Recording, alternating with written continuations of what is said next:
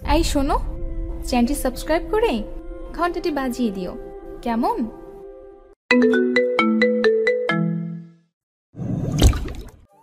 শুরু হয়ে গেলে সহ্য করতে পারবে তো হৃদরানী? আর বলবেন তোর বাবা, আর একবার উচ্চারণ করে তো দেখুন।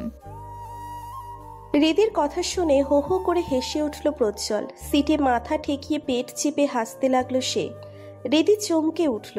প্রজ্জ্বলের হাসি দেখে এবার অনেকটা ভয় চেকে বসল। প্রজ্জ্বল যদি এবার উল্টে কামড়ে দেয় তখন?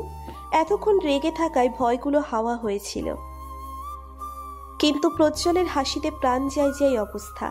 ভয় পেয়ে বাঁকা হয়ে জানালার সাথে লেগে গেল হৃদি। হৃদির দিকে তাকিয়ে বাঁকা হাসল প্রজ্জ্বল। সিটে এলানো মাথায় উঠিয়ে ঠিকঠাক হয়ে বসল।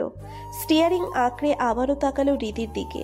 নেশাতুর কণ্ঠে বলল, শুরু হয়ে গেলে সহ্য করতে পারবে তো হৃদরানী? এইটুকুই যেন যথেষ্ট ছিল হৃদি তার আড়ষ্ট হয়ে যাওয়া শুকনো ঢোক গিলে হাত দুটো এক জায়গায় গুটিয়ে নিয়ে জড়সড় হয়ে জানালা ঘেঁষে বসল হৃদি। পড়ে যাবি, এদিকে আয়। প্রজ্জ্বলের স্বাভাবিক কণ্ঠের আওয়াজেও সরে আসলো না হৃদিতা। প্রজ্জ্বল একটু ঝুঁকে তাকালো হৃদির দিকে। মেয়েটা মাঝে মাঝে ওকে এত ভয় পায় কেন? এত ভয় পাওয়ার বা কি আছে? হঠাৎই হৃদি তার কোমর আঁকড়িয়া কাছে টেনে নিল প্রজ্জ্বল। ঘটনার আকস্মিকতায় প্রজ্জ্বলের বুকে হাত লাগিয়ে কোনো রকম নিজেকে সামলে নিল হৃদি। চোখে চোখ পড়তেই প্রজ্জ্বলের নেশাতুর চাহনি বুঝে ফেলল সে। দৃষ্টি হালকা নিচু করে চেয়ে থাকলো প্রজ্জ্বলের বুক বরাবর। দুটো খোলা বাটনের ভেতর থেকে স্পষ্ট হয়েছে প্রজ্জ্বলের সুঠাম ফর্সা বুকটা। সেখানেই দৃষ্টি আটকে গেছে হৃদির। বেহায়া দৃষ্টি অনর। হৃদির দৃষ্টি বরাবর লক্ষ্য করে হাসল প্রজ্জ্বল। হৃদির মুখে পড়ে থাকা লেয়ার কাটের ছোট চুলগুলো কানের পিঠে গুজে দিল। মুখ বাড়িয়ে কানের কাছে ফিসফিসিয়ে বলল, আমি কিন্তু সবার মতো যখন তখন কামড়ে দেই না। সময় আসুক, দেখা যাক কি হয়। কানের কাছ থেকে মুখ সরিয়ে নিল প্রজ্জ্বল। এখন তার প্রিয়সীর লজ্জা রঞ্জিত মুখশ্রী দেখার পালা। তাই হলো। হৃদি তার ভয়গুলো লজ্জায় পরিণত হলো। চোখে মুখে লালাফো আভা ছড়িয়ে পড়ল মুহূর্তেই। প্রজ্জ্বল হৃদিকে আরেকটু লজ্জা দেওয়ার জন্য বলল, আমি কি আর সাধে বলি তোদের বাপ মেয়ের নজর ঠিকঠাক না? সব সময় তোরা নজর লাগাস আমার উপর। কাজল পরিসনি? দেখি দেখি। হৃদির চোখ থেকে আঙ্গুলে কিছুটা কাজল নিয়ে নিজের কানের পিছনে নিজে নিজেই লাগিয়ে নিল প্রজ্জ্বল। নিজের গায়ে হালকা করে 3 বার থুথু ছিটিয়ে হৃদি তাকে ছেড়ে দিল সে। দুহাতে খুলে রাখা শার্টের বোতামগুলো লাগাতে লাগলো সে। এতক্ষণ কিং কর্তব্য বিমূঢ় হয়ে বসেছিল হৃদিতা। প্রজ্জ্বলের কথা কাজ কিছুই বুঝতে পারছিল না সে। তবে এবার সব স্পষ্ট। প্রজ্জ্বলের বোতাম লাগাতে দেখে সবকিছু বুঝতে পারল। ঠিকঠাক হয়ে বসে মাথা নিচু করে নিল। প্রজ্জ্বল যে ওর দৃষ্টি অনুসরণ করেছিল কে জানত। লজ্জায় হাত মোছড়ামুছড়ি করতে লাগলো হৃদিতা। এদিকে ওদিকে তাকিয়েও কিছুতেই শান্তি পাচ্ছে না সে। কি লজ্জার কাজটাই না করে ফেলেছে। প্রজ্জ্বলের এমন নেশাতুর কণ্ঠ সহ্য হচ্ছে না। হৃদির দিকে এক পলক তাকিয়ে নিচের দিকের জানালার গ্লাসটা নামিয়ে দিল প্রজ্জ্বল। গাড়ির বাহিরে মাথা উঁচিয়ে কিছু একটা দেখে নিয়ে গাড়ি স্টার্ট করলো সে। স্টিয়ারিং সামনে হৃদির উদ্দেশ্যে বলল, তোর বাবা তোকে আমার কাছে দিয়ে দেওয়ার পরেও ভাববে তার মেয়েকে আমি তুলে নিয়ে এসেছি। এক কথায় কিডন্যাপ করেছি। দিনে দুপুরে 2-4 বার চক্কর লাগিয়ে আসবে আমাদের বাসায়। শ্বশুর নাকি ভিলেন কিছুই বুঝি না। নিজের ভাগ্নের উপর সামান্য পরিমাণ বিশ্বাস নেই। আহা কি কষ্ট। ওসমান সাহেব যে এখনো বারান্দায় দাঁড়িয়ে আছেন সেই ব্যাপারটাই বুঝতে পারল হৃদিতা। আরো কিছুটা লজ্জায় গুটিয়ে গেল সে। সন্ধে নামেনি এখনো। একটু আগেই গন্তব্যে পৌঁছেছে হৃদি প্রজ্জ্বল। মার্কেটের সামনে দাঁড়িয়ে আছে হৃদিতা। প্রজ্জ্বলকে নামিয়ে গাড়ি পার্ক করতে গেছে। চল। পাশ ফিরে তাকালো হৃদিতা। প্রজ্জ্বল ফিরেছে। ওর পাশে দাঁড়িয়ে চুলের ভাঁজে আঙ্গুল ঠেকিয়ে ঠিকঠাক করে নিচ্ছে। কোনো কারণ ছাড়াই হঠাৎই রেগে গেল হৃদিতা। এমনি কম সুন্দর লাগছে নাকি? আবার চুলগুলো ঠিক করার কি আছে? মার্কেটে তো কম মেয়ে আসেনি। হৃদিতা প্রজ্জ্বলের সামনে এসে সোজা হয়ে দাঁড়ালো। প্রজ্জ্বল অবাক হলো একটু। ভুরু উঁচিয়ে বলল, কি হয়েছে? হৃদিতা হাত উঁচিয়ে প্রজ্জ্বলের চুল ছুঁতে নিল। কিন্তু হাতে পাচ্ছে না সে কিছুতেই। এরপর পায়ের পাতায় ভর করে দাঁড়ালো। প্রজ্জ্বলের সেট করা চুলগুলো হাত দিয়ে এলোমেলো করে দিয়ে দুকদম পিছিয়ে গেল সে। প্রজ্জ্বলের দিকে চোখ ছোট ছোট করে কিছুক্ষণ তাকিয়ে আবারও প্রজ্জ্বলের সামনে এসে দাঁড়ালো। আবারও পা উঁচিয়ে চুলগুলো ঠিকঠাক করে দিয়ে দুকদম পিছিয়ে প্রজ্জ্বলের দিকে তাকালো। আশাহত হলো রিদিতা। এবারেও সুন্দর লাগছে প্রজ্জ্বলকে। এলোমেলো সেট করা চুল সবকিছুতেই ভালো লাগছে। ফোঁস করে একটা নিঃশ্বাস ছাড়ল রিদিতা, আর এক পলক প্রজ্জ্বলের দিকে তাকিয়ে গটগট করে হেঁটে যেতে লাগলো মার্কেটের ভিতরে। কিন্তু বেশি দূর যেতে পারল না। ওর হাত আটকে থামিয়ে দিল প্রজ্জ্বল। হ্যাচকা টানে নিচের দিকে ঘুরিয়ে নিল। এক হাতে রিদির চুলের গোছার কিছু অংশ সামনে এনে রিদির চোখে হাত ছুঁয়ে কিছুটা কাজল নিয়ে নিল আবারও। আঙ্গুলে লাগানো কাজলটা রিদির কানের পিঠে লাগাতেই কেঁপে উঠল সে। অবাধ্য হাত খামচে নিল প্রজ্জ্বলের বুকের কাছে শার্টের অংশ। আমার হৃদরানীকে যেন নজর না লাগে কারো, আর আমাকে নিয়ে ইনসিকিউর ফিল করতে হবে না আপনাকে। প্রজ্জ্বল শুধু হৃদির, এটা মাথায় থাকে যেন। আমার ভর সন্ধ্যার সন্ধ্যা মালতী, তোমার স্পর্শে বারবার বেকাহিল হয়ে পড়ি। এভাবে হুটহাট কাছে চলে এসো না প্লিজ, সামলাতে পারি না নিজেকে। সন্ধ্যা মালতীর লজ্জায় নিজেকে রাঙিয়ে দিতে ইচ্ছে করে, এই অতি সুন্দরী রমণীর মাঝে হারিয়ে যেতে ইচ্ছে করে। চোখ ধাঁধানো বাতির সমারোহ চারিদিকে। বাহিরের ঘুটঘুটে অন্ধকারের বিন্দুমাত্র অবকাশ নেই মার্কেটের কোনো প্রান্তে। প্রত্যেক দোকানে দোকানে আলোর লীলা খেলা চলছে যেন। চোখ ঝলসানো তীব্র আলো মার্কেটের জিনিসপত্রের সৌন্দর্য বাড়িয়ে দিয়েছে দ্বিগুণেরও বেশি। চকচকে তকতকে টাইলস বাঁধানো মেঝেতে আলো প্রতিফলিত হয়ে ঠিকরে পড়ছে চারিদিকে। জনসমাগম অনেকটাই বেশি। কেনাকাটার ধুম পড়েছে চারিদিকে। দোকানের দায়িত্বের লোকগুলো ভীষণ ব্যস্ত খদ্দেরদের মন মতো জিনিস বাছাইয়ে সাহায্য করতে। ট্রায়াল রুমের কিছুটা সামনে একটা চেয়ারে পায়ের উপর পা তুলে বসে আছে প্রজ্জ্বল। মার্কেটের ঝলমলে আলোতে ব্ল্যাক শার্ট পরিহিত প্রজ্জ্বলকে আরো বেশি সুদর্শন দেখাচ্ছে যেন। হালকা কোঁকড়ানো চুলগুলো সুন্দর মতো গুছিয়ে রাখা, ফর্সা মুখে ঠোঁটের কোণে বাঁকা হাসি ঝুলানো।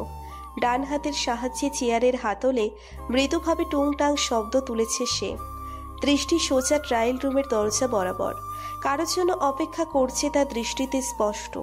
একটু পরেই ট্রায়াল রুমের দরজা খুলে বেরিয়ে এলো রিদিতা। পরনে গোলাপি আর গোল্ডেনের কম্বিনেশনের একটা লেহেঙ্গা, পারগুলো মোটা ভারী পাথরের কাজ করা। দুহাতে লেহেঙ্গার দুদিক উঁচিয়ে ধরে প্রজ্জ্বলের সামনে এসে দাঁড়ালো সে। মুখে কোনো প্রকার প্রসাধনী ছাড়াই লেহেঙ্গাটা অনেক সুন্দর মানিয়েছে রিদিতাকে। কিন্তু রীতির চোখ মুখ কুচকানো, বিরক্তের চরম লেভেলে পৌঁছালো যেমন হয় ঠিক তেমন। প্রজ্জ্বলের দিকে একটু ঝুঁকে রীতি দাঁতে দাঁত চেপে বলল, এটা ঠিক আছে? রীতির দিকে এক পলক তাকিয়ে প্রজ্জ্বল সোজা সাপটা ভাবে বলল, না ঠিক নেই, একদম মানাচ্ছে না। উপরের ফটোয়ারটা একটু বেশি ছোট, পরেরটা ট্রাই করে আয় যা। প্রায় ঘন্টাখানেক যাবৎ প্রজ্জ্বল ঠিক এই কাজটাই করছে। 15টার উপর লেহেঙ্গা পরে ট্রায়াল দিয়েছে রিদিতা, কিন্তু কোনোটাই প্রজ্জ্বলের পছন্দ মতো আসেনি। পছন্দ করা তো নয়, আসল কাজ হচ্ছে রিদিকে ইরিটেট করা। রিদি আর একটা লেহেঙ্গা হাতে তুলে ট্রায়াল রুমে ঢুকে যেতেই বাঁকা হাসলো প্রজ্জ্বল। প্রজ্জ্বলের থেকে একটু দূরেই একটা মেয়ে কয়েকটা লেহেঙ্গা হাতে দাঁড়িয়ে আছে। হাতে বললে ভুল হবে, তার সারা শরীরে লেহেঙ্গার ভারে জর্জরিত। তার দৃষ্টি প্রজ্জ্বলের দিকেই, তবে ভালো লাগা থেকে নয়, বিরক্তি নিয়ে সে তাকিয়ে আছে প্রজ্জ্বলের দিকে। কিভাবে একটা ছেলে ইরিটেট করতে দক্ষ সেটা ঘন্টাখানিকের মধ্যে বুঝে ফেলেছে সে। রিদিকে লেহেঙ্গাগুলো মেয়েটাই দেখাচ্ছিল। নির্ঘাত সে কিছু বলতে পারছে না, কারণ এই মুহূর্তে ডিউটিটা তার কাঁধেই, নয়তো দুটো মায়ের লাগিয়ে দিত প্রজ্জ্বলকে। রিদির জন্য বেশ কষ্ট হচ্ছে মেয়েটার। এই অসহ্য ধরনের লোকটাকে সহ্য করে কিভাবে তাই ভাবাচ্ছে। এত সুন্দর ছেলেটা এত ইরিটেট করতে পারে কিছুতেই মেনে নিতে পারছে না সে। প্রথম যে দুটো লেহেঙ্গা রিদির ট্রায়াল দিয়েছে সেই দুটো প্যাক করে দিন। প্রজ্জ্বলের কথায় মেয়েটা হঠাৎ চমকে উঠল, নিজেকে সামলে এদিক ওদিক তাকিয়ে বলল, জি। প্রজ্জ্বল হাসল। মেয়েটার বিরক্ত ভরা চাহনি সে খেয়াল করেছে এক মুহূর্তের জন্য। উঠে দাঁড়ালো প্রজ্জ্বল, প্যান্টের পকেটে হাত গুজে মেয়েটার দিকে তাকিয়ে বলল, প্রথম ট্রায়াল দেওয়া দুটো লেহেঙ্গা প্যাক করে দিন। মেয়েটা কিছু লজ্জা নিয়ে নতজানু হয়ে চলে যেতে নিতেই প্রজ্জ্বল তাকে থামিয়ে দিয়ে বলল, শুনুন। মেয়েটি ঘুরে তাকালো প্রজ্জ্বলের দিকে, মাথা নিচু রেখেই বলল, জি বলুন স্যার, কি লাগবে? আর কিছু লাগবে না আপাতত, তবে বাকি লেহেঙ্গাগুলোর মধ্যে আপনার পছন্দ মতো একটা লেহেঙ্গা আলাদাভাবে প্যাক করে দিয়েন তো। মেয়েটা হঠাৎই ভ্রু কুঞ্চিত করে করে মাথা তুলে তাকালো। আলাদাভাবে কেন প্যাক করতে বলছে এই ছেলে? এতক্ষণ তো মেয়েটাকে ইরিটেট করছিল, এখন আবার আলাদাভাবে কার জন্য প্যাক করতে বলছে? এই ছেলের তো দেখি ক্যারেক্টার নিয়ে প্রশ্ন উঠছে এবার। এই ছেলের এত কিউট মেয়েটাকে রেখে অন্য কারোর সাথে চক্কর আছে নাকি? কিছু বলবেন? প্রজ্জ্বলের প্রশ্নে দৃষ্টি স্বাভাবিক করলো মেয়েটি, নিজেই নিজেকে বোঝালো হয়তো ভুল ভাবছে সে। অন্য কারো বলতে তার নিচের বোনের জন্যও তো নিতে পারে। নিজেই নিজেকে হাদারাম অপবাদ দিয়ে মাথা নাড়িয়ে প্রজ্জ্বলের প্রশ্নের উত্তর দিয়ে কাউন্টারের দিকে চলে গেল সে। মেয়েটি চলে যাওয়ার একটু পরেই ঝড়ের গতিতে ট্রায়াল রুম থেকে বেরিয়ে এলো রিদিতা। হাতে ধরে রাখা ভারী লেহেঙ্গাটা ছুড়ে দিল প্রজ্জ্বলের দিকে। হঠাৎ জামা কাপড়ের পর্সা নিজের উপর আছড়ে পড়াতে খেই হারিয়ে ফেলল প্রজ্জ্বল। তবে পড়ে যাওয়ার আগে লেহেঙ্গাটাকে কোনো রকম সামলে নিল সে। পাশে রাখা একটা টেবিলের উপর রাখলো সেটা। প্রজ্জ্বল বাঁকা হেসে সামনে ঘুরে তাকালো তার রাগান্বিত প্রেয়সীর দিকে। সে যেন জানতো আগে থেকেই এমন কিছুর সম্মুখীন হতে হবে তাকে। রিদিতা কোমরে দুহাত চেপে জোরে জোরে নিঃশ্বাস নিচ্ছে। দেখেই বোঝা যাচ্ছে রাগ এখন আকাশ ছোঁয়ানো প্রায়। রিদির এমন অস্বাভাবিক রাগের ধাঁচ দেখে প্রজ্জ্বলের বাঁকা হাসি আরো প্রশস্ত হলো। আর একটা লেহেঙ্গাও ট্রায়াল দিব না আমি, দরকার হলে আপনি ট্রায়াল দিবেন আর আমি দেখব। রিদির তীক্ষ্ণ কণ্ঠের কথা শুনে জোরে হাসতে নিয়েও পারল না প্রজ্জ্বল। কোনো রকম নিচের হাসি আটকে চুপ করে থাকলো সে। সে এই মুহূর্তে হেসে দেওয়া মানে রেগে ওঠা বাঘিনীর সামনে পড়া। রিদির রাগ সম্পর্কে ভালোভাবে জানে প্রজ্জ্বল। সহজে রাগে না সে, তবে রাগলে আর রক্ষে নেই। তাই এই সময় চুপ থাকাই শ্রেয়। প্রজ্জ্বলের চুপ থাকা যেন কিছুতেই মেনে নিতে পারছে না রিদি। রাগ আরো বিকট হলো, তীক্ষ্ণ মেজাজ নিয়ে বলল, আপনি প্রতিশোধ নিচ্ছেন তাই না? আপনাকে কামড়ে দিয়েছি বলে তার শোধ তুলছেন এভাবে? ধুর, কোনো জামা কাপড় লাগবে না আমার। রিদির কথা শুনে ভুরু কুচকে নিল প্রজ্জ্বল। দু কদম এগিয়ে খুব কাছাকাছি এসে দাঁড়ালো। রিদি পেছাতে গিয়েও পড়ল না। যতই রেগে থাকুক না সে, প্রজ্জ্বল কাছে ঘেঁষলেই সব হাওয়া হয়ে যায়।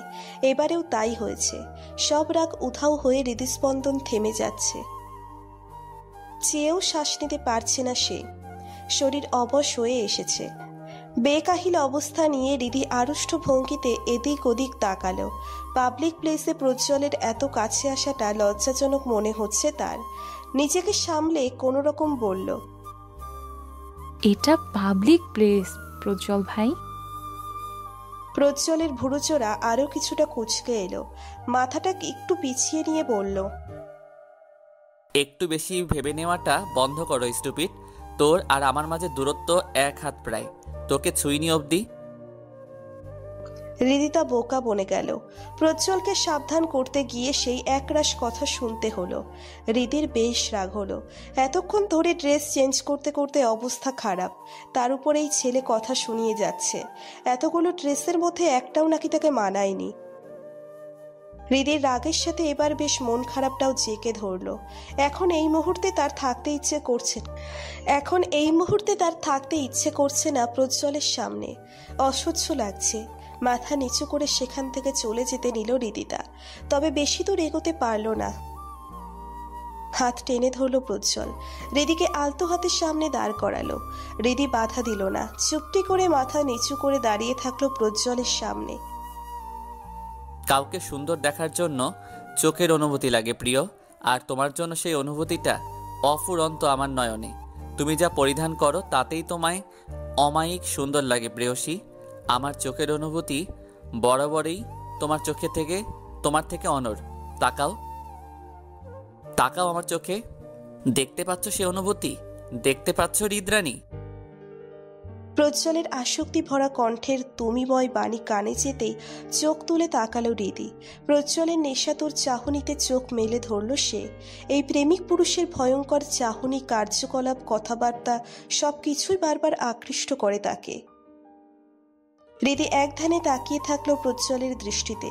সত্যিই তার জন্য অসম্ভব রকমের অনুভূতি সে প্রজ্জ্বলের আখি পল্লবে দেখতে পাচ্ছে। এইটা পাবলিক প্লেস বউ। আটকে যাওয়া চোখের পলক টিপ টিপ করে কয়েকবার উপর নিচ করল হৃদি। প্রজ্জ্বল যে ওর কথাতেই ওকে ফাঁসিয়ে দিল তাই স্পষ্ট। হৃদি ব্যাপারটা কিছু বুঝতে পেরে কিছু বলতে নেওয়ার আগেই প্রজ্জ্বল হাঁটা দিল কাউন্টারের দিকে। হৃদি তা বোকা বোকা চাহনি ফেলে প্রজ্জ্বলের চলে যাওয়ার দিকে কয়েক মুহূর্ত তাকিয়ে সেও পিছন পিছন হাঁটা দিল। কাউন্টারের কাছে আসতেই হৃদি প্রজ্জ্বলের কিছু কথোপকথন শুনতে পেল কারো সাথে। তখনের সেই মেয়েটা যে লেহেঙ্গাগুলো দেখাচ্ছিল হৃদি তাকে। কিন্তু প্রজ্জ্বল তার সাথে কি কথা বলছে এত? হৃদি মৃদু পায়ে হেঁটে প্রজ্জ্বলের পাশে দাঁড়াতেই সবটা স্পষ্ট হলো তার কাছে। আপনাকে এতটা সময় বিরক্ত করার জন্য আমি দুঃখিত। প্রজ্জ্বলের কথা শুনে মেয়েটা চমকালো, তড়িঘড়ি করে বলল, ইটস ওকে স্যার, এটা আমার ডিউটি। অযথাই মানুষকে হ্যারেজ করা মোটো শোভনীয় নয়। আপনাকে বিরক্ত করার কোনো ইরাদা ছিল না আমার। আমি তো এই পাগলিটাকে একটু জ্বালাতন করছিলাম।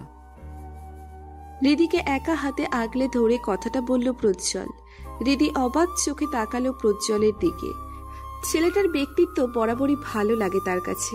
সবার ভালো লাগা খারাপ লাগা তার খেয়াল রাখা চাই। মেয়েটা হাসলো।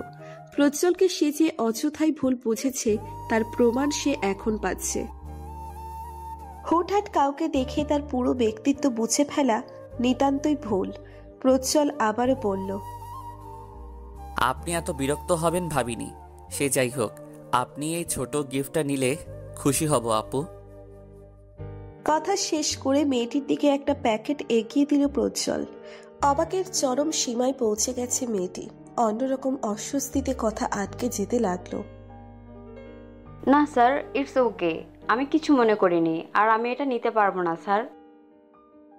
হৃদি তার নিচে প্রজ্জ্বলের হাত থেকে ব্যাগটা নিয়ে মেয়েটির দিকে এগিয়ে দিল। এবার মেয়েটি যে সংকোচ বোধ করছে তা বোঝা যাচ্ছে।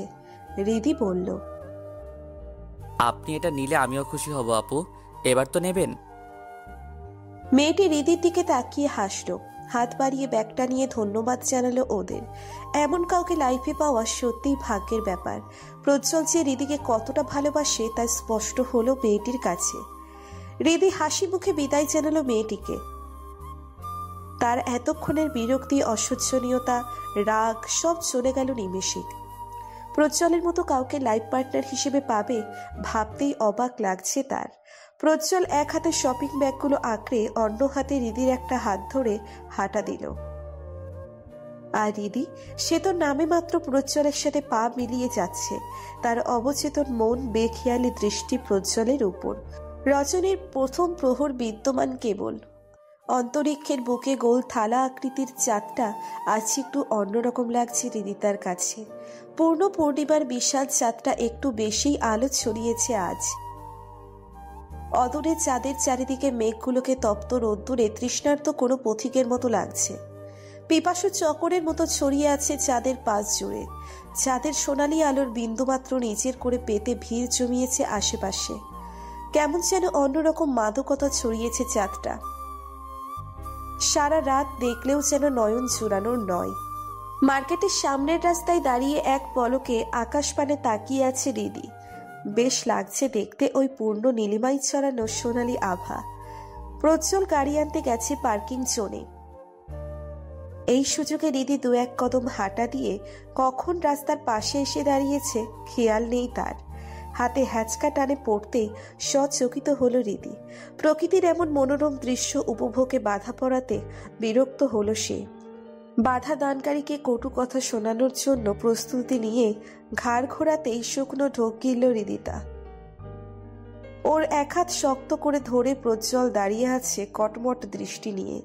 প্রকৃতির মাদকতা কাটাতে প্রজ্জ্বলের অগ্নিদৃষ্টি যথেষ্ট ছিল যেন। থেমে গেছে হৃদিতা। এতক্ষণের মুগ্ধতা কেটে গেছে প্রজ্জ্বলের রাগ দেখে। চোখ নামিয়ে নিল সে। বুঝতে পেরেছে ও কত বড় ভুল করছে। প্রজ্জ্বলকে না জানিয়ে বাহিরে আসা একদম ঠিক হয়নি, কিন্তু হৃদিরই বা কি দোষ? ও তো নিজেও বুঝতে পারেনি কখন বাহিরে চলে এসেছে। মেরে ফেলবি আমায়? মেরে দে তাহলে, একেবারে মেরে দে। বারবার এভাবে হৃদস্পন্দন না আটকে দিয়ে একেবারে মেরে দে আমায়। প্রজ্জ্বলের অভিমান ভরা ভয়ার্থ কণ্ঠের কথাগুলো হৃদির কর্ণকুহরে পৌঁছতেই কেঁপে উঠল সে। হৃদস্পন্দন বেড়ে গেল মুহূর্তেই, চোখ জোড়া ছলছল করে উঠল। প্রজ্জ্বলের কথাগুলো যেন এক মুহূর্তে সত্যি মনে হলো হৃদির কাছে। সত্যিই মনে হয় প্রজ্জ্বল হারিয়ে যাচ্ছে ওর কাছ থেকে।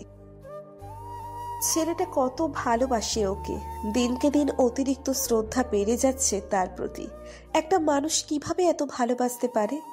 এক মুহূর্তের জন্য চোখের আড়াল হতেই পাগল প্রায় অবস্থা হয়েছে তার। কথাগুলো ভেবে ছলছল চোখে প্রজ্জ্বলের দিকে মাথা তুলে তাকালো হৃদি। হঠাৎই খারাপ লাগা চেকে ধরল তাকে। প্রেয়সীর কান্না সিক্ত আঁখি পল্লব দৃষ্টিগোচর হতেই শান্ত হলো প্রজ্জ্বল। হৃদির দোগালে হাত রেখে বলল, এই একদম ফ্যাচ ফ্যাচ করে কাঁদবি না। ইমোশনাল ব্ল্যাকমেইল করি সব সময়, জানিস? তোকে ওখানে না দেখে কত ভয় পেয়ে গিয়েছিলাম আমি। যেখানে দাঁড়াতে বলেছিলাম দাঁড়াসনি কেন? সেখানে নিঃশ্বাস আটকে আসছিল আমার। আর এমন করিস না প্লিজ। আমি ইচ্ছে করে করছি নাকি? ওই যে ওই চারটা দেখছেন? ওই চারটাকে আজ কত সুন্দর লাগছে দেখছেন? ধূসর মেঘে কেমন সোনালি আধিপত্য বিস্তার করছে দেখুন। দেখতে দেখতে কখন রাস্তায় চলে এসেছে বুঝতেই পারিনি। হৃদির বাচ্চামো কথাবার্তা শুনে হালকা হাসল প্রজ্জ্বল। হৃদির কপালে দুবার অধর ছুঁয়ে বলল, আর এমন করিস না হৃদ। চাঁদ দেখার হলে আমার সাথে দেখবি। দুজনে একসাথে চন্দ্রবিলাসে মাতবো না হয়। এভাবে একা একা কোথায় চলে গেলে আমার কি হবে? আর কখনো একা চাঁদ দেখবি না। দুজনে মধ্যরাতে চুপিসারে ছাদের কার্নিশ ঘেঁষে সোনালি আভা দেখব, ঠিক আছে? না, ঠিক নেই। আপনি পাশে থাকলে চারটাকে দেখার সময় আছে নাকি? প্রজ্জ্বল হাসল। মেয়েটাও মাঝে মাঝে ওর সাথে তাল মিলিয়ে পাগলামি করে। প্রকাশ না করলেও হৃদি যে ভালোবাসে অনেকটা তা বুঝতে পারে প্রজ্জ্বল। আরও একবার হৃদির কপালে গালে অধর চুইয়ে দিল সে। মুচকে হেসে জড়িয়ে ধরল শক্ত করে। হৃদিও শক্ত বাহুডোরে আবদ্ধ হতেই নিচেও আলগা হাত দুটো দিয়ে আঁকড়ে ধরল প্রজ্জ্বলের কোমরে। প্রজ্জ্বল মৃদুস্বরে বলল, ভালোবাসি। প্রজ্জ্বলের প্রেমময় কথার প্রেক্ষিতে হৃদি কোনো উত্তর করল না, তবে হাতের বাঁধন শক্ত করল আরো কিছুটা। সব সময় মুখে প্রকাশ করে ভালোবাসার কথা বলতে হয় না, ভাবভঙ্গিতেও বুঝে ফেলা যায়। প্রজ্জ্বলও বুঝে গেল ওর কোনো আপত্তি নেই। হৃদি কেন তার কথার প্রেক্ষিতে ভালোবাসি বলল না? হৃদি ওর কাছে আছে এটাই অনেক। হুম। কারো সাবধানী কণ্ঠ শুনে হৃদি প্রজ্জ্বল তড়িঘড়ি আলাদা হয়ে দাঁড়ালো। কি রে ভাই, তোর প্রেম দেখে যেখানে সেখানে বেড়ে যায়। নিপার কথা শুনে লজ্জায় কুকড়ে গেল হৃদিতা। মাথা নিচু করে এদিক ওদিক তাকাতে লাগলো। আর প্রজ্জ্বল মাথা চুলকে নিপার উদ্দেশ্যে বলল, একটু পর যাবি বললি যে? নিপা হাসলো, সাথে রাতুলও। রাতুলও এসেছিল ওদের সাথে নিপাকে বিয়ের শপিং এ সাহায্য করতে। যেতে একটু দেরি হওয়ার কথা থাকলেও কাজ শেষ হয়ে যাওয়ায় ফিরেছে তারা। রাতুল বলল, তোমার বোনের কেনাকাটা আজকের মতো শেষ, রাত হয়েছে, তাই কাল আবার একবার আসবে। তাই ভাবলাম তোমার সাথে ফিরে যাই শালাবাবু, কিন্তু তুমি চাইলে আমরা আলাদা যেতে পারি। তোমাদের প্রেমে বাধা হব না আর। প্রজ্জ্বল মাথার পিছনে হাত বুলিয়ে দাঁত কেলিয়ে বলল, না রাতুল ভাই, সমস্যা নেই। বউ তো আমারই, চাইলে যে কোনো সময় প্রেম করতে পারি। চলুন একসাথে যাওয়া যাক তাহলে। চল ভাই। আর তো বেহায়াপনা রাস্তাঘাট দেখে করবি পরবর্তীতে। নিপা কথাটা বলে গাড়ির ব্যাক সিটে গিয়ে উঠে বসলো, সাথে রাতুলও। রীতি তো সবার লজ্জাজনক কথায় নেমিয়ে গেছে। মাথা নিচু করে ওড়নার কানি করে টানাটানি করছে। প্রজ্জ্বল হৃদির কাছ ঘেঁষে দাঁড়ালো, একটা হাত আলতো করে আঁকড়ে গাড়ির দরজা খুলে বসিয়ে দিল। নিজেও গাড়িতে উঠে গাড়ি স্টার্ট করে রওনা দিল বাসার উদ্দেশ্যে। ফাঁকা রাস্তায় গাড়ি মোড় দিচ্ছে তার গতিতে। গাড়ির গতি সামলাতে ব্যস্ত প্রজ্জ্বল, আর তাকে আর চোখে দেখতে ব্যস্ত হৃদি। ওভাবে তাকাবি না তো, গাড়ি কন্ট্রোলে রাখতে সমস্যা হয়। তোকে আদর করতে ইচ্ছে করে। চমকে উঠল হৃদিতা। ঘাড় ঘুরিয়ে পিছনে বসা নিপা রাতুলের অবস্থান দেখে নিল সে। না, ব্যাকসিটে বসে গল্পে মত্ত তারা। অন্য কারো কথা শোনার সময় নেই তাদের। হৃদি কিছুক্ষণ ওদের দিকে তাকিয়ে সামনে ঘুরে বসল। বুকে হাত দিয়ে একটা বড় করে নিঃশ্বাস নিয়ে প্রজ্জ্বলের দিকে ঝুঁকে এসে দাঁতে দাঁত চেপে বলল, আপু, ভাইয়া গাড়িতেই আছে, সেটা কি আপনি ভুলে গেছেন? না তো, ভুলে যাব কেন? তবে ওভাবে আর তাকাবি না আমার দিকে, অন্যদিকে তাকা, নয়তো সত্যি যা বললাম তাই করব। হৃদিতা দমে গেল, মাথা সোজা করে রাস্তার দিকে তাকিয়ে থাকলো। প্রজ্জ্বলের বিশ্বাস নেই। ও যে কারোর থাকা না থাকায় তোয়াক্কা করে না তা জানে হৃদি, তাই কথা বাড়িয়ে লাভ নেই। আপাতত তার দিকে না তাকানোই ভালো। মধ্যে রজনীর ফুটফুটে চাঁদটা হঠাৎই কালো মেঘের বর্ষায় লুকোচুরি খেলতে শুরু করছে। রাস্তাঘাট ঘুটঘুটে না হলেও হালকা অন্ধকার আচ্ছন্ন। এখনো বাসায় পৌঁছননি প্রজ্জ্বলেরা, আর মিনিট পাঁচেকের পথ। তবে হৃদিতা ঘুমিয়ে পড়েছে অনেকক্ষণ। প্রজ্জ্বলের ঘাড়ে মাথা এলিয়ে নির্লিপ্তভাবে ঘুমিয়ে আছে সে। ভাই, রীতিকে কি রাখতে যাবে ওদের বাসায়? নিপার কথাই প্রজ্জ্বল তৎক্ষণাৎ বলল, একদম না। অনেকদিন পর ভিলেন শ্বশুরের কাছ থেকে রাজকন্যাকে কাছে এনেছি, এত সহজে ছেড়ে দিব নাকি? কাভি নেহি। তাহলে কি করবে শালাবাবু? রাজকন্যাকে রেখে দিবে বরাবরের জন্য? প্রজ্জ্বল গাড়ি থামালো। পৌঁছে গেছে তারা। প্রজ্জ্বল রাতুলকে বলল, না তো ভাইয়া, রাজা স্বেচ্ছায় রাজকন্যাকে তুলে দেবে আমার হাতে। একদিন ঠিকই দেবে, সেটা খুব শীঘ্রই। প্রজ্জ্বলের কথা শেষ না হতেই কারো একটা ফোনের টোন কানে এলো। প্রজ্জ্বল তড়িঘড়ি নিচের পকেট হাতে ফোন বের করলো। না, কেউ তো ফোন দেয়নি, তাহলে ফোন বাজছে কার? প্রজ্জ্বল বলল, নিপা, তোর ফোন বাজছে নাকি? একটু চেক করে দেখ। হৃদির ঘুমটা ভেঙে যেতে পারে, আর ঘুম ভাঙলেই বাসায় যাওয়ার জন্য মাথা খারাপ করে দিবে আমার। একটু তাড়াতাড়ি দেখ। ভাই, আমার ফোন আমার হাতেই আছে, আমার ফোন আসেনি। ফোনটা তোর কাছ থেকে বাজছে। হৃদির ব্যাগ চেক করে দেখ। প্রজ্জ্বল তাড়াতাড়ি রীতির ব্যাগ হাতড়ে ওর ফোনটা বের করলো।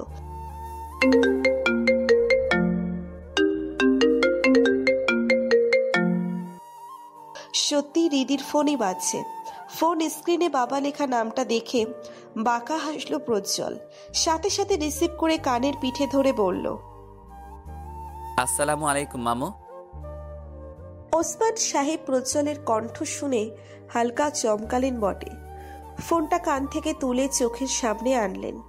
না, নাম্বার তো ঠিক আছে। প্রজ্জ্বলের ফোনে তো ফোন করেনি তিনি।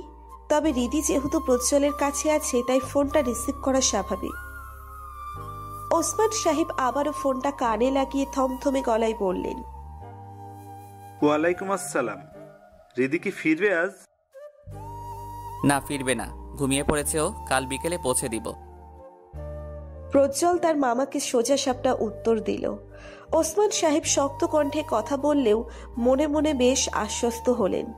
প্রজ্জ্বলের সামনে গম্ভীরতা দেখালেও তিনি প্রজ্জ্বলকে অনেক বিশ্বাস করেন। প্রজ্জ্বল এমন কোনো কাজ করবে না যাতে মান সম্মান নষ্ট হয়ে যায়। ঠিক আছে।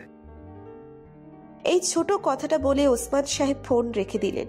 প্রজ্জ্বল ফোনটা নিচের কাছে রেখে দিয়ে দরজা খুলে নেমে পড়ল। সাথে নিপা রাতুলও নেমে পড়ল। নিপা বলল, ভাই, হৃদিকে কোথায় রাখবি? আগে তো আমার কাছেই থাকতো, আজকেও কি আমার কাছে থাকবে নাকি তোর রুমে? কেন? না মানে, তোর রুমে। মা হৃদিকে অ্যালাউ করবে তো? মাটা আমাদের হলেও টানটা একটু বেশি হৃদির জন্য। নিপার কথায় রাতুল প্রজ্জ্বল দুজনেই হেসে দিল। প্রজ্জ্বল বলল, তুই আমাকে ভালো করে চিনিস, তবে আম্মাকে একটু ভরকাতে অসুবিধা কই, দেখি আমার আম্মা জানের কি রিয়াকশন হয়। কলিং বেলের শব্দে সহস্র মুখে দরজা খুললেন সুফিয়া আনাম। দরজার বাহিরে নিপা, রাহুল আর প্রজ্জ্বল দাঁড়িয়ে আছে। তবে প্রজ্জ্বলের কোলে রিদি তাকে দেখে বেশ অবাকই হলেন তিনি। কয়েক সেকেন্ড তাকিয়ে থেকে ব্যাপারটা বোঝার চেষ্টা করলেন। রিদি তাকে প্রজ্জ্বলের কোলে দেখে হঠাৎই যেন মস্তিষ্ক শূন্য হয়ে গেলেন তার। ভুলভাল চিন্তা মাথায় জেঁকে বসল। মেয়েটা অসুস্থ হয়ে পড়েছে নাকি? কথাটা ভাবতেই তৎক্ষণাৎ মুখখানা শুকিয়ে এলো। মুখ ফুটে কিছু বলতে নেওয়ার আগে গটগট করে ঘরে ঢুকলো প্রজ্জ্বল। নিজের মাকে কোনো কথা বলার সুযোগ না দিয়ে রিদি তাকে নিয়ে সোজা নিজের রুমের দিকে পা বাড়ালো সে। সুফিয়া আনাম ছেলের যাওয়ার দিকে তাকিয়ে হতভম্বের মতো দাঁড়িয়ে রইলেন দরজার কাছে। কি হচ্ছে কিছুই বুঝতে পারছেন না তিনি। অনাকাঙ্ক্ষিত কিছু ভয়ে মাথা ঝাপসা লাগছে। স্পষ্ট কোনো কথা মুখ থেকে বের করতে পারছেন না। নিপা, রাতুল ততক্ষণে সুফিয়া আনামকে পাশ কাটিয়ে ঘরে ঢুকে পড়েছে। ড্রয়িং রুমের সোফায় বসে মায়ের ভেবাচাকা খেয়ে তাকিয়ে থাকা দেখে মুচকি মুচকি হাসছে নিপা। রাতুল বিস্ময় নিয়ে তাকিয়ে আছে তার হবু শাশুড়ির দিকে। সে প্রথমত বিশ্বাস করেনি সুফিয়া আনাম নিজের ফাস্তির ব্যাপারে এতটা পজিটিভ হতে পারেন। প্রজ্জ্বলের কোলে অচেতন অবস্থায় দেখেই কথা হারিয়ে ফেলেছেন। ওনার কি মস্তিষ্ক একটু বুঝতে পারছে না? রিদি ঘুমিয়ে থাকতে পারে। মিনিট দুয়েকের মাথায় ড্রয়িং রুমে আসলো প্রজ্জ্বল। সুফিয়া আনামকে এখনো দরজার সাথে দাঁড়িয়ে থাকতে দেখে মৃদু পায়ে সেদিকে এগিয়ে গেল সে। সুফিয়া আনামের এতক্ষণের অনুভূতি শূন্য দৃষ্টি সচকিত হলো। ছেলেকে সামনে দেখে ঘোর কাটল। প্রজ্জ্বল কিছুটা এগিয়ে আসার আগে ছুটে গেলেন সুফিয়া। ছেলের হাত আঁকড়ে করুণ কণ্ঠে বললেন, কি কি কি হয়েছে রিদি তার? ও ঠিক আছে তো? হকচকিয়ে গেল প্রজ্জ্বল। সে তো অন্য কারণে তার মাকে ভয় দেখাতে চেয়েছিল, কিন্তু তিনি রিদিকে শুধু কোলে ঘুমন্ত অবস্থায় দেখে ভয় পেয়ে গেলেন কেন? প্রজ্জ্বল মায়ের দুহাত আঁকড়ে পিছনের দিকে পা ফেলে বসিয়ে দিল একটা সিঙ্গেল সোফায়।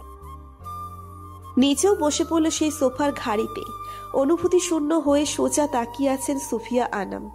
রিদিকে অচেতন দেখে তিনি যেন খেই হারিয়ে ফেলেছেন সবকিছুর। আম্মা। প্রজ্জ্বল আস্তে করে বার কয়েক ডাক দিলেন সুফিয়া আনামকে, কিন্তু তিনি আবেগ শূন্য হয়ে তাকিয়ে আছেন অন্যদিকে। প্রজ্জ্বল এবার বেশ চিন্তিত হলো। রিদির কপালে সাদা রুমালটা বেঁধে মনে হয় ঠিক হয়নি। এতটা ভয় পেয়ে যাবেন সুফিয়া সেটাও ভাবেনি প্রজ্জ্বল। আর একবার মা বলে ডাক হাঁকতেই সুফিয়া আনামের দুচোখ গড়িয়ে নিঃশব্দে কয়েক ফোঁটা জল গড়িয়ে পড়ল।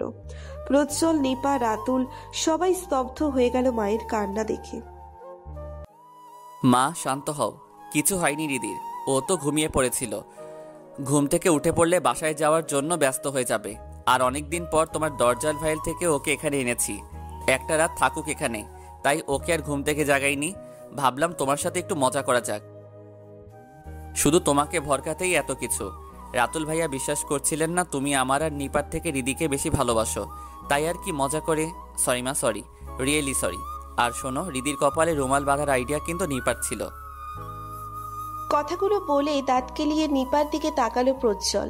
নিপার চোখ বড় বড় হয়ে গেছে ইতিমধ্যেই। শেষে কিনা মায়ের রণমূর্তির সামনে ওকেই ঠেলে ঠুলে এগিয়ে দিল। ভাই আমি কখন বল? মায়ের রাগান্বিত চোখে চোখ পড়তেই থেমে গেল নিপা। কথা আর এগুলো না। নিপার দিকে এক পলক তাকিয়ে সুফিয়া আনাম গম্ভীর কণ্ঠে বললেন, মায়ের কাছে সব সন্তানের জন্য ভালোবাসার পরিমাণটা একই। তোদের তিনজনের জন্য ভালোবাসাটা সবসময় সমান ছিল আমার চোখে। তোদের দৃষ্টিভঙ্গিতে হয়তো মনে হয়েছে হৃদিতার প্রতি আমার ভালোবাসাটা বেশি, ভালো আমি তোদের তিনজনকেই বাসি, কিন্তু হৃদিতার উপর আমার দুর্বলতা একটু বেশি। মেয়েটা ছোট থেকেই আমার ছাড়া কিছুই বুঝতো না। প্রজ্জ্বল যখন বছর 5.5 তখন হৃদিতার বয়স সবে বছর 1 হয়নি। খুব ছোটতেই হাঁটতে শিখেছিল। ওটুকু বয়সে সে আমাকে ছাড়া থাকতেই চায় না। এ বাসায় 2 দিন এনে রাখলেও সে মায়ের কথা মুখে তুলত না। আর প্রজ্জ্বল তখন থেকেই হৃদি হৃদি করে পাগল। ছোট পুতুল বলে মাতিয়ে রাখতো সারা বাড়ি। এ বাড়ি আসলে প্রজ্জ্বলের সাথে বেশি খেলতো হৃদি। একদিন রান্নাঘর থেকে বেরিয়ে দেখি প্রজ্জ্বল সিঁড়ির কাছে রক্তাক্ত হৃদিকে কোলে নিয়ে বসে আছে। হৃদির এমন অবস্থা কেন হয়েছিল, কিভাবে হয়েছিল আমি তা জানি না। জ্ঞান হারিয়ে ফেলেছিলাম তৎক্ষণাৎ। চোখ খুলে হাসপাতালে পেয়েছি নিজেকে। তোদের বাবাকে পাশে পেয়েছিলাম তখন। তাকে হৃদের কথা জিজ্ঞেস করতেই সে জানায় হৃদিও ঠিক আছে। গভীর একটা নিঃশ্বাস নিতেই চোখে পড়ে কেবিনের দরজার আড়ালে কেউ দাঁড়িয়ে আছে। সেটা প্রজ্জ্বল ছিল। ওকে হাতের ইশারায় কাছে ডাকলাম। মৃদু পা ফেলে আমায় শুয়ে রাখা বেডে উঠে বসলো সে। আমার শক্ত করে জাপটা ধরে সেদিন বলেছিল, আম্মা আমি কিছু করিনি, হৃদি একাই সিঁড়ি চড়েছে, আমি আটকেছিলাম ওকে, ও শোনেনি, অনেক রক্ত বেরিয়ে গেছিল, আমি ভয় পেয়ে গেছিলাম আম্মা, আমি কিছু করিনি, হৃদিকে আটকাতে পারিনি আম্মা, আমি আর ওর কাছে যাব না, ওর সাথে খেলবো না, আমি ওর কাছে থাকলে ওর আবার মাথা কেটে যাবে, আমি যাব না ওর কাছে আম্মা, কিছুতেই যাব না, তুমিও যাবে না, ওকে আমাদের বাসায় আনবে না, ও অনেক পচা। সেদিন প্রজ্জ্বল অনেক কান্নাকাটি করেছিল। ছেলে আমার ছোট থেকেই শক্ত, কান্নাকাটি করতো না তেমন, কিন্তু সেদিন ওর কান্না দেখে সবার কান্না চলে এসেছিল। তার কথা ছিল সে আর হৃদির আশেপাশে যাবে না, প্রজ্জ্বল হৃদির পাশে থাকলেই ওর ক্ষতি হয়ে যাবে, এমন একটা ধারণা। তবে প্রজ্জ্বলের সে প্রমিস বেশি দিন যায়নি। একটু বড় হতেই হৃদিকে বিরক্ত করতে শুরু করলো সে। হৃদি করে পাগল প্রায়। আমি এ নিয়ে ভয়ে থাকলেও পরবর্তীতে ভরসা পেয়েছি। প্রজ্জ্বলের দ্বারা হৃদির কোনো ক্ষতি হবে না তা বুঝতে পেরেছি। তবে আজ প্রজ্জ্বলের কোলে হৃদিকে ওভাবে দেখে পূর্বোক্ত স্মৃতি মনে পড়েছিল। ভাই তুই ছোটবেলা থেকেই দেখি বেহায়া ছিলি। নিপার কথায় হো হো করে হেসে উঠল সবাই। সুফিয়া আনামও মুচকি হেসে বললেন, অনেক রাত হয়েছে, ঘুমিয়ে পড় সবাই। রাতুলের আজ আর যাওয়ার দরকার নেই, চট্টগ্রামের পথ অনেকখানি, আজ রাতটা থেকে যাও। জি। সুফিয়া আবার বললেন, এমন ধরনের মজা আর যেন না করতে দেখি প্রজ্জু। আচ্ছা ঠিক আছে, করলাম না মজা, তবে আমি কোথায় থাকবো আম্মাজান? হৃদির কাছে? সুফিয়া আনাম ছেলের বাহুতে 2-3টে চাপড় মেরে বললেন, ফাজিল ছেলে, মুখে কোনো লাগাম নেই তাই না? 2টো গেস্ট রুম, একটাতে রাতুল শোবে আর একটাতে তুই শুয়ে পড় গিয়ে। ঘরে আজকেই নতুন চাদর বিছিয়েছি, যা ঘুমিয়ে পড় তাড়াতাড়ি, সকালে অনেক কাজ আছে। আরো এক দফা হাসাহাসি হলো ড্রয়িং রুমে। তারপর যে যার মতো করে শুতে চলে গেল। রাতুলকে ঘর দেখিয়ে দিতে নিপার সাথে গেল। প্রজ্জ্বল নিচের ঘরে গেল কাপড় আনতে। সাওয়ার না নিলেই নয়, তবে প্রজ্জ্বলের সাথে গেলেন সুফিয়া। প্রজ্জ্বল বুঝল তার মা কোনোভাবেই চাচ্ছে না প্রজ্জ্বল রীতি ধর্ম মোতাবেক বিয়ের আগে এক ঘরে থাকুক। প্রজ্জ্বল আলমারি থেকে একটা ট্রাউজার আর গেঞ্জি নিয়ে মুচকি হেসে বেরিয়ে গেল ঘর থেকে। মধ্য রজনীতে রজনীকান্ত আবারও ছড়িয়েছে পূর্ণ আলো। মেঘের নিচে লুকোচুরি খেলা আর চলছে না। গেস্ট রুমের ছোট মতো বারান্দার শক্ত কাঠে বাঁধানো কার্নিশ ঘেঁষে উদম শরীরে দাঁড়িয়ে আছে প্রজ্জ্বল, আর ওর সামনে বারান্দার দরজা লাগানো খয়েরি রঙের পর্দা টেনে ধরে নিজেকে আড়াল করতে ব্যস্ত রিদিতা। এত রাতে কি করছিস তুই এখানে? ঘুম আসছিল না তাই। তো আমার কাছে কেন এসেছিস? আমি কি ঘুম পাড়িয়ে দেব নাকি? না, গল্প করবো আপনার সাথে। প্রজ্জ্বলের মেজাজ খারাপ হয়ে গেল এবার রীতির কথা শুনে। গল্প করতে এসেছে মানে কি? একে তো মাঝরাতে গেস্ট রুম অবধি চলে এসেছে, তার উপর বলছে এখন গল্প করবে ওর সাথে। প্রজ্জ্বল দ্রুত গতিতে এসে রীতির কাজ ঘেঁষে দাঁড়ালো। এক হাত দরজা রেখে ঝুঁকে দাঁড়ালো ওর উপর। রীতি নিচু হয়ে চলে যেতে নিতেই এক হাতে ওর কোমর আঁকড়ে আটকে দিল প্রজ্জ্বল। অন্য হাতে রীতির চুল টেনে দিয়ে বলল, গল্প করবি নাকি? তাহলে পালিয়ে যাচ্ছিস কেন? আমার ঘুম পাচ্ছে। হুশ। রীতির ঠোঁটে আঙ্গুল চেপে কথা আটকে দিল প্রজ্জ্বল। কপালে কপাল ঠেকিয়ে বলল, সবসময় শিয়ালের দোষ থাকে না, মুরগিরও দোষ থাকে, কিন্তু তোর হবি তো তা বুঝবে না। সব সময় তোর বাপ আর হবি মিলে শিয়ালের দোষ ধরতে ব্যস্ত। রাত 2টোর কাঁটা পেরিয়েছে অনেকক্ষণ। সময় আবহমান তার নিজস্ব গতিতে। আকাশে এখনো জ্বলজ্বল করছে পূর্ণিমার চাঁদটা। কিছু অনুভূতি, কিছু ভালো লাগা নিয়ে প্রেয়সীর নরম হাত যুগল মুঠোবন্দি করে কার্নিশে গা এলিয়ে দাঁড়িয়ে আছে প্রজ্জ্বল। হৃদয় বুকে দোদুল্যমান ভালো লাগা নিয়ে মাথা এলিয়ে আছে প্রজ্জ্বলের বুকে। প্রজ্জ্বল আটকিয়ে দেওয়ার পর হৃদয়ার ঘুমোতে যাওয়ার কথা বলেনি। অসামান্য অনুভূতি নিস্তব্ধ করে রেখেছে ওদের প্রায় অনেকক্ষণ। দুজন দুজনের স্পর্শ, নিঃশ্বাস, অনুভূতি গুনতে ব্যস্ত।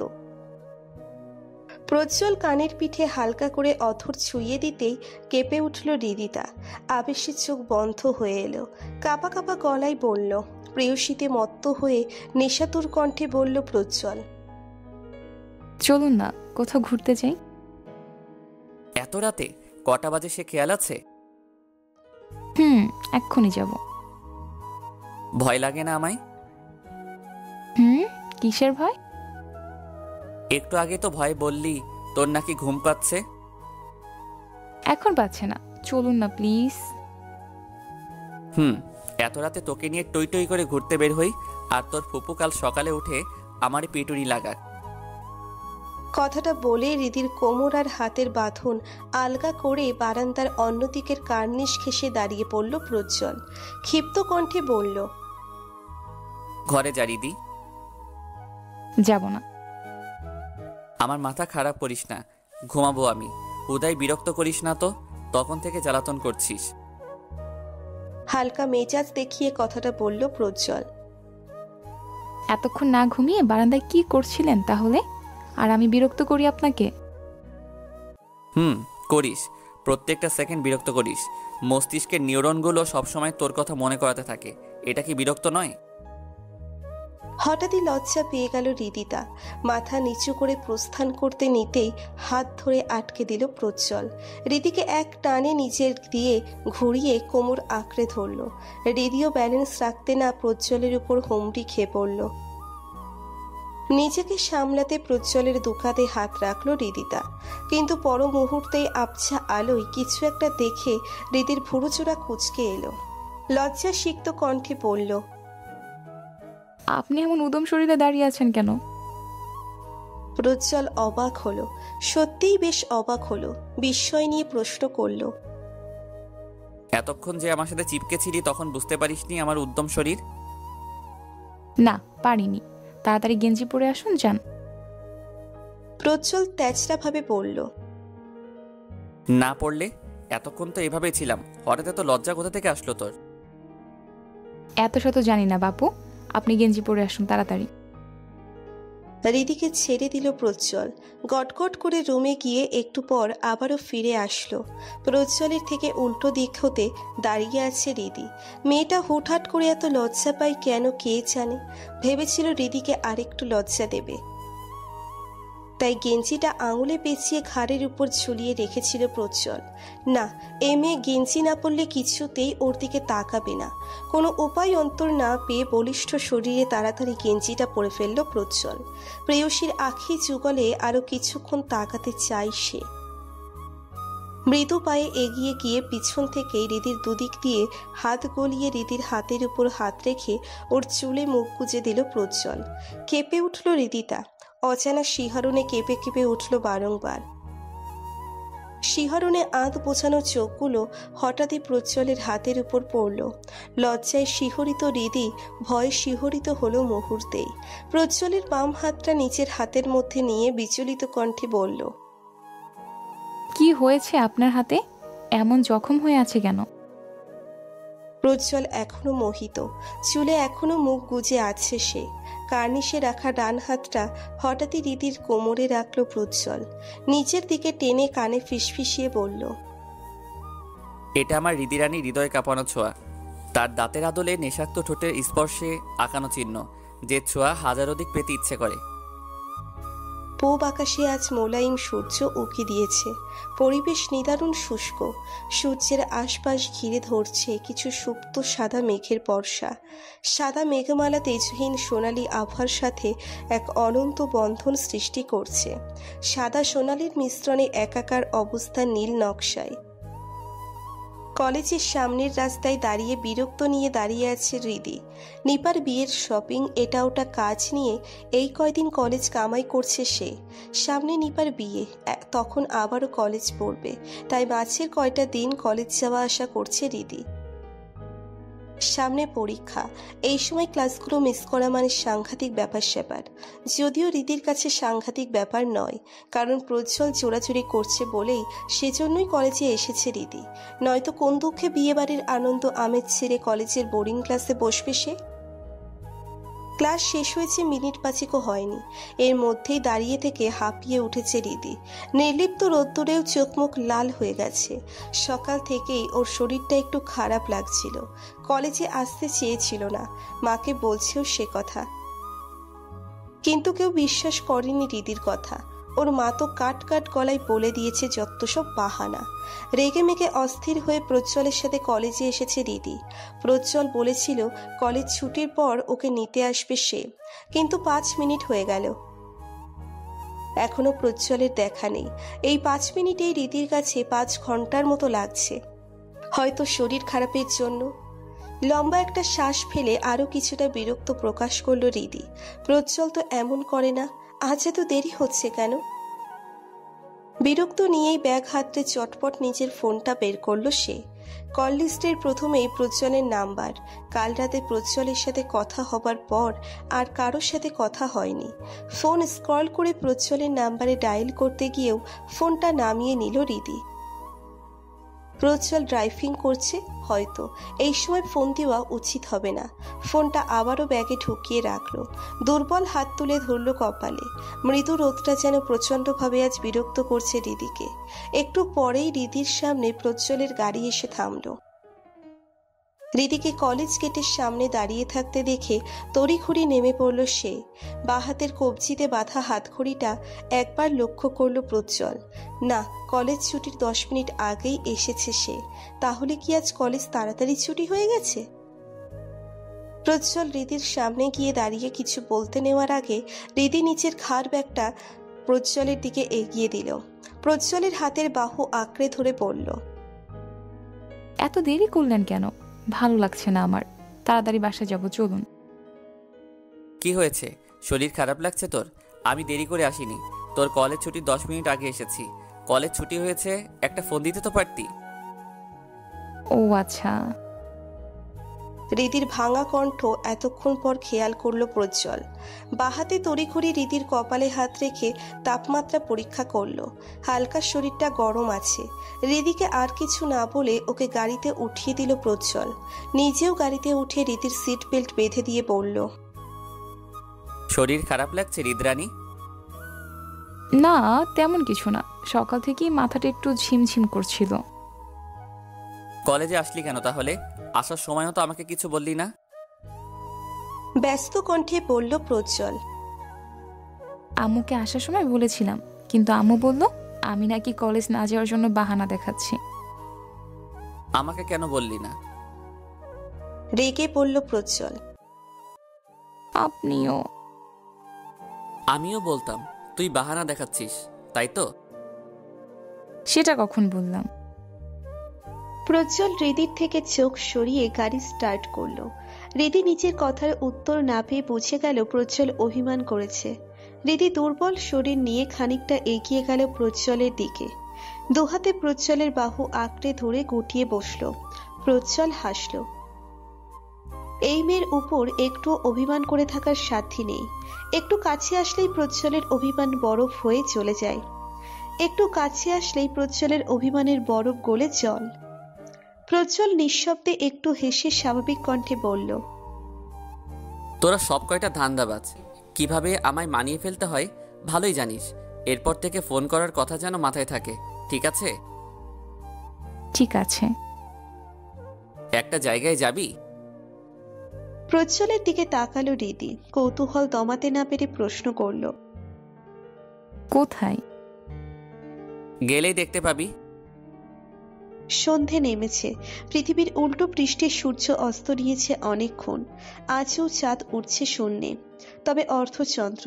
তবুও যেন নিস্তব্ধ পৃথিবীতে মৃদু আলোটাই মানানসই। মৃদু বাতাসে গাছের পাতাগুলো দুলছে। অবিকল উড়ন্ত কিশোরীর ওড়নার আঁচলের মতো। গাড়ির ডিকির উপর পা দুলিয়ে বসেছে রিদিতা। ওর একটু সামনেই হাতে চায়ের ছোট ভার হাতে দাঁড়িয়ে আছে প্রজ্জ্বল, দৃষ্টি সম্পূর্ণভাবে রিদির উপর। সে খুব মনোযোগ সহকারে তার প্রেয়সীর চা বিলাসী চেহারা দেখতে মত্ত। জায়গাটা নিরিবিলি, শহর থেকে অনেকটা দূরেই। দুটো তিনটে টঙ্কের দোকান আর কয়েকটা আধপোছা ল্যাম্পোস্ট ছাড়া কিছুই নেই এই দিকটায়। সামনেই একটা নদীর ঘাট রয়েছে, তাই হয়তো টঙের দোকানগুলো বসানো এখানে। অর্ধচন্দ্র আর মাতোয়ারা পরিবেশ প্রজ্জ্বল মুগ্ধতা নিয়ে তাকিয়ে আছে হৃদিতার দিকে। মেয়েটার মধ্যে এত মায়া কেন? সব সময় ভালোবাসতে বাধ্য করতে পারে এই মেয়ে, মনে প্রাণে সবসময় বিচরণ করতে থাকে। আগেও এসেছেন এখানে? ধ্যান ভাঙল প্রজ্জ্বলের। মুগ্ধ দৃষ্টিতে বাধা পড়ায় হালকা ভ্রু কুঞ্চিত হলো তার। অসময়ে রীতির প্রশ্নে সচকিত হলো সে। দৃঢ় কণ্ঠে বলল, এসেছি অনেকবার। রাদীপ ভাইয়ার সাথে? রীতির আর এক দফা প্রশ্নে অবাক না হয়ে পারল না প্রজ্জ্বল। ও তো কখনো বলেনি রীতিকে যে ও রাদীপকে নিয়ে এই জায়গাটায় ঘুরতে আসে। মেয়েটা সত্যিই অদ্ভুত। এতটা শিওর ভাবে কিভাবে বলল ও? তুই কিভাবে বুঝলি রাদীপের সাথে এখানে আসতাম আমি? রীতি দাঁত কেলিয়ে হাসল। দুহাতে চেপে রাখা চায়ের ভারে একটা চুমুক দিয়ে বলল, আপনার লাইফে ফুপি ফুপা নিপা আপুর পরে আমার আর রাদীপ ভাইয়ের অস্তিত্ব, সেটা আমি ভালো করেই জানি। রাদীপ ভাই আপনার লাইফে কতটা জুড়ে আছে সেটাও আমার অজানা নয় মশাই। জায়গাটা নিশ্চিতভাবে আপনার পছন্দের জায়গার। আর আপনার ভালো লাগার জিনিসগুলো সবার কাছে ভাগ করে নিতে আপনি স্বাচ্ছন্দ্য বোধ করেন না কখনোই। তাই নিশ্চিতভাবে বলা যায় রাদীপ ভাই আর পরিবেশ বিলাসের সঙ্গী ছিল আপনার। ঠোঁট এলিয়ে হালকা হাসল প্রজ্জ্বল। মেয়েটাকে যতটা বোকা ভাবে ততটা সে নয়। ওর কথা বুঝতে যতটা বোকামি করে ততটা বোকামি প্রজ্জ্বলের লাইফ নিয়ে করে না সে। সব দিকেই এই মেয়ের টান টান নজর, একটুও ফাঁকি দেওয়ার উপায় নেই, ঠিক ধরে ফেলে। প্রজ্জ্বলের হঠাৎই মনে হলো মেয়েটা আলাদা, সবার থেকে আলাদা। আসলে প্রত্যেক প্রেমিক পুরুষের কাছেই তার প্রেয়সী আলাদা, শুধু প্রজ্জ্বলের ক্ষেত্রে নয়, সবার ক্ষেত্রেই তাই। শুধু দেখতে পাওয়া নজরটা আলাদা বলেই পৃথিবীতে এত বিচ্ছেদ। আরো একবার চায়ের ভারে আলতো করে ঠোঁট ডুবালো রিদিতা। প্রজ্জ্বলের চুপ থাকার কারণটা হঠাৎই ধরে ফেলল সে। রুদ্ধস্বরে বলল, রাদীপ ভাইয়াকে অনেক মিস করেন তাই না? উনি ফিরবেন কবে? বছর 2-1 পর। ওনার মতো আপনিও যেতে পারতেন হায়ার স্টাডির জন্য, সে সুযোগ এসেছিল আপনার। নিমেষেই তেতে উঠল প্রজ্জ্বল। দাঁতে দাঁত চেপে নিচে রাগ সংবরণ করল। রিদিকে বুঝতে দিল না সে রেগেছে। এই মুহূর্তে রিদিকে কটু কথা শোনানোর ইচ্ছে ওর নেই, তবে ঠান্ডা মাথায় উত্তর করল প্রজ্জ্বল, তোর কি খুব অসুবিধা হবে তোর বর বাংলাদেশের একটা পাবলিক ভার্সিটিতে পড়েছে বলে? নাকি লজ্জা করবে হায়ার স্টাডির জন্য সুযোগ পেয়েও সেটা হাতছাড়া করেছি বলে? খুব কি অসুবিধা হবে আমার বউ বলে নিজেকে পরিচয় দিতে? প্রজ্জ্বলের কথায় আটকে উঠল রিদিতা। প্রজ্জ্বলকে ভুল বুঝছে, তড়িঘড়ি বলল সে, আমি সেভাবে বলতে চাইনি প্রজ্জ্বল ভাই। প্রত্যেকটা মুহূর্ত আমি আপনাকে নিয়ে গর্ববোধ করি। আপনি আমার অহংকার সবসময়ের জন্য। আমার কথাটাকে উল্টোভাবে নিয়েন না প্লিজ। প্রজ্জ্বল একটা বড় করে নিঃশ্বাস ফেলল।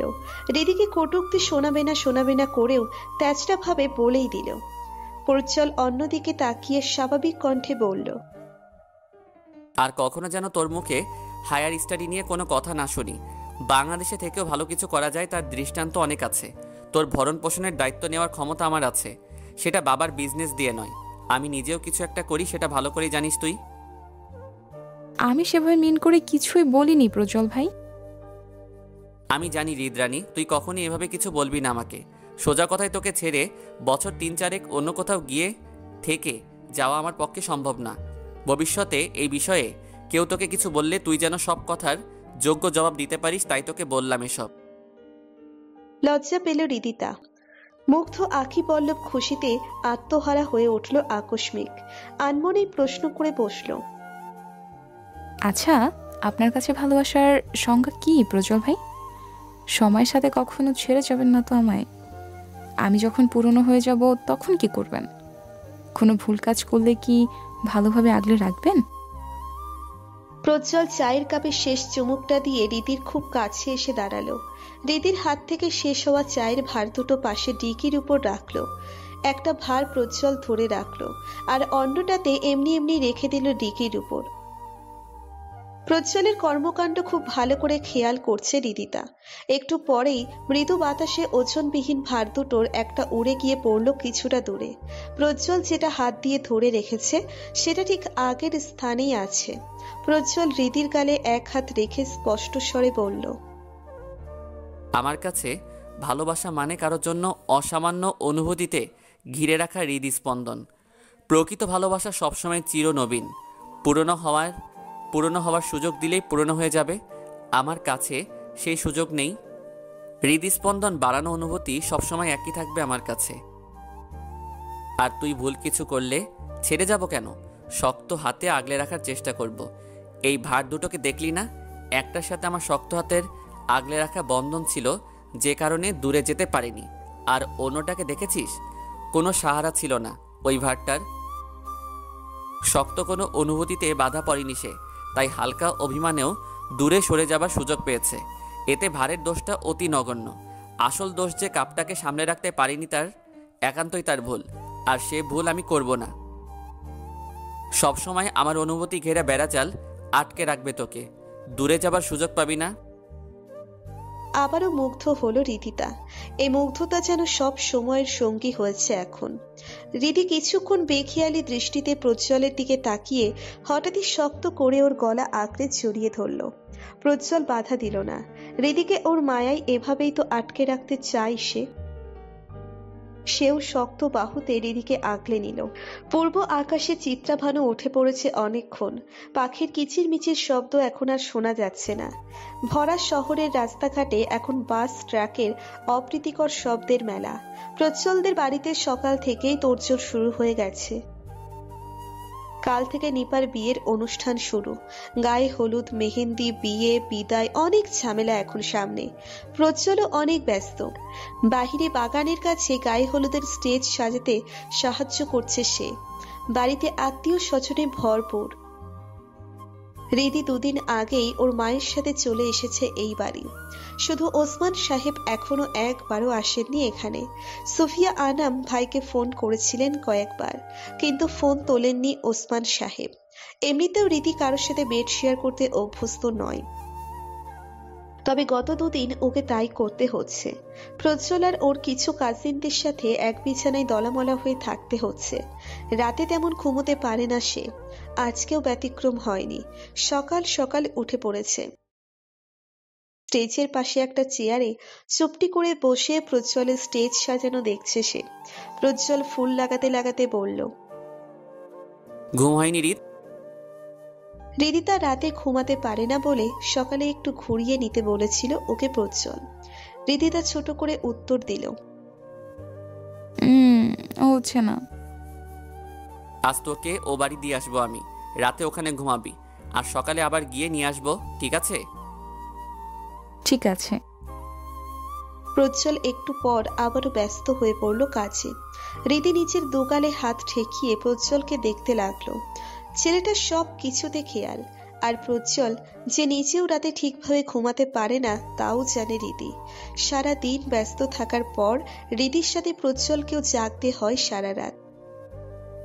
রিদির রাতে ঘুম হয় না, তাই সারা রাত ফোনে প্রজ্জ্বলের সাথে কথা বলতে থাকে। তাই প্রজ্জ্বলও আর ঘুমানোর সুযোগ পায় না। বাবা! রিদির ডাক শুনে পাশ ফিরল প্রজ্জ্বল। ওর সামনে দাঁড়ানো ব্যক্তিকে দেখে চোখ বড় বড় হয়ে গেল। রিদিও চেয়ার ছেড়ে দাঁড়িয়ে পড়েছে ইতিমধ্যেই। প্রজ্জ্বল নিজের চোখকে বিশ্বাস করতে পারছে না। ওর সামনে ওসমান সাহেব দাঁড়িয়ে আছেন। প্রজ্জ্বল মৃদু পায়ে রিদির পাশ ঘেঁষে দাঁড়ালো, কারণ ওসমান সাহেব এক দৃষ্টিতে ওর দিকেই তাকিয়ে আছেন। প্রজ্জ্বল রিদিকে ফিসফিসিয়ে বলল, কিরে তোর দজ্জাল বাপ আমার দিকে ওভাবে তাকিয়ে আছে কেন রে? আমাকে আজকে বেশি সুন্দর লাগছে। ক্রাশ টাশ খেলো নাকি তোর বাবা? রেগে গেল রিদিতা। দাঁতে দাঁত চেপে বলল, সবসময় ফাজলামো করবেন না, সিরিয়াস হন একটু। হুটহাট ভালো কিছু ঘটে গেলে আনন্দ ধরে রাখাটা সত্যিই মুশকিল বৈকি। আশাতীত নয়, এমন ভালো কিছু ঘটে গেলে সেখানে তো কোনো কথাই নেই, খুশিতে আত্মহারা হয়ে যেতেও আপত্তির কিছু নেই। আজকেও সকাল সকাল এমন কিছুই হয়েছে। ওসমান সাহেব নিচে থেকেই রিদির বিয়ে নিয়ে বড় বোনের সাথে কথা বলতে এসেছেন। সকালবেলা ওসমান সাহেবকে এ বাড়িতে দেখে সবাই যতটা না অবাক হয়েছিল, তার থেকে বেশি অবাক হয়েছে তার কথা শুনে। বোনের ফোন না তুললেও তিনি যে নিজে সেধেই প্রজ্জ্বলদের বাড়ি চলে এসেছেন, এতেই অনেক খুশি হয়েছেন সুফিয়া আনাম। সব অভিমান পড়ে গেছে। তার উপর রিদি আর প্রজ্জ্বলের বিয়ের ব্যাপারে ভাইয়ের নিচে থেকে কথা বলায় খুশি ধরে রাখতে পারছেন না সুফিয়া আনাম। তবে ড্রয়িং রুমের সবাই বেশ অবাক। বিয়ে বাড়ির এত লোকজন, প্রজ্জ্বল, রিদিতা, প্রজ্জ্বলের বাবা, নিপা, সবাই বেশ অবাক। এতটাই অবাক যে কেউ কিছু বলতে পারছে না। ড্রয়িং রুমের এত নিস্তব্ধতা ভেঙে কথা বলে উঠলেন ওসমান সাহেব। আপা, আমি কি অসময়ে রিদি আর প্রজ্জ্বলের বিয়ের কথাটা বলে ফেললাম?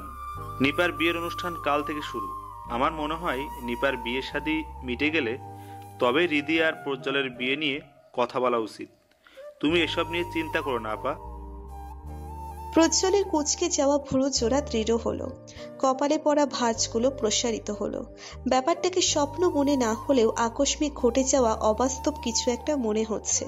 তার মামার হুট করে এত পাল্টে যাওয়া মেনে নিতে খুব বেশি সমস্যা না হলেও কেমন সন্দেহজনক মনে হচ্ছে। ব্যাপারটাকে বুঝতে আরো কিছুক্ষণ ওভাবেই ভ্রু কুঞ্চিত করে ওসমান সাহেবকে দেখতে লাগলো প্রজ্জ্বল। না ভাইয়া, আমি আর কি চিন্তা করব, সব চিন্তা তো নিমেষেই শেষ করে দিলি। সুফিয়া আনাম হাস্যোজ্জ্বল মুখে কথাটা বললেন।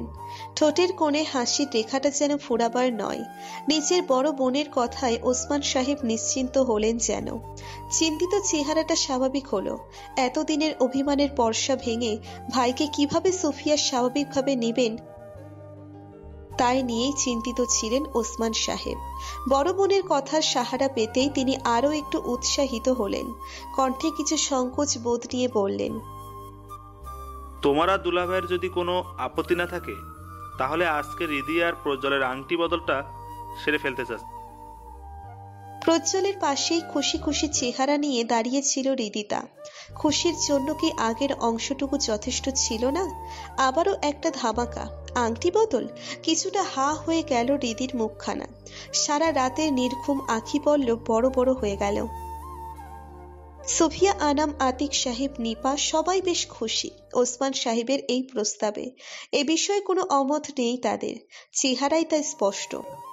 তবে এত কিছুর মধ্যেও প্রজ্জ্বল স্বাভাবিক। থুতনিতে এক হাত ঠেকিয়ে তীক্ষ্ণ দৃষ্টিতে সবকিছুই পর্যবেক্ষণ করছে সে। ওর পাশেই দাঁড়িয়ে থাকা রিদিকে হঠাৎই একটা চিমটি কাটল প্রজ্জ্বল। রিদির অল্প হা হওয়া মুখটা বন্ধ হয়ে গেল। আকস্মিক হাতে চিমটি পড়ায় না চেঁচামেচি করলেও কিছুটা ছিটকে দাঁড়ালো সে। মুখে একরাশ বিরক্তি নিয়ে প্রজ্জ্বলের দিকে তাকিয়ে ফিসফিসিয়ে বলল, কি হয়েছে? কি চিমটি কাটছেন কেন? প্রজ্জ্বলের দৃষ্টি এখনো ওর মামার উপর, ওভাবেই তাকিয়ে আছে সে। তোর বাবা কি নেশা জাতীয় কিছু খেয়েছে রে? মাথা ঠিক আছে তো ওনার?